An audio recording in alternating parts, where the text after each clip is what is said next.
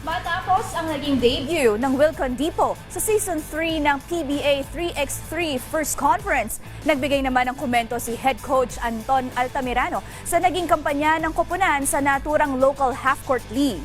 Nagbabalik si Daryl Oclares. Bagamat bagong kupunan, nakipagsabayan pa rin ang Wilcon Depot sa mga powerhouse team sa kanilang unang pagsabak sa PBA 3x3.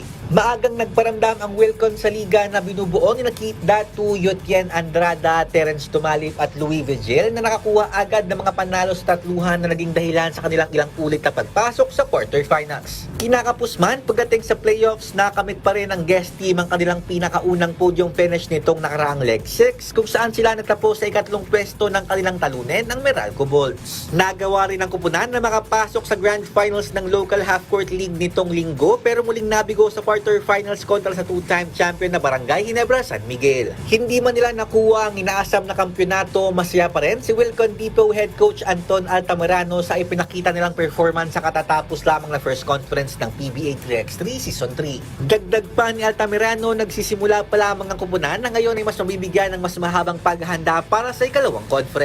Ayon naman kay Wilcon Depot Senior Executive Vice President at Chief Operating Officer Rosemary Boschong, pag-uusapan pa kung muling babalik ang Wilcon sa susunod na conference ng PBA 3x3.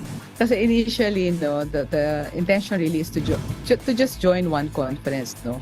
Now, you know, it really depends, no, on the outcome, actually, no, di ba? And then, syempre, I have to get, di ba sabi ko nga, sige, for us to make it, for us to continue joining the PBA 3X, di ba? You keep on buying from Wilcon so that we will have the budget, di ba? So, yeah, as much as we want, di ba? Pero, syempre, we'll have discussion first, no, internal discussion whether we're going to push through with it, no. Sakaling magbalik sa ikalawang conference, inaasahan na mas pinalakas ng Wilcon Depot ang sasabak sa tatluhan na muling tatangkain na makasungkit ng PBA 3x3 title. Daryl Oclares, PTV Sports.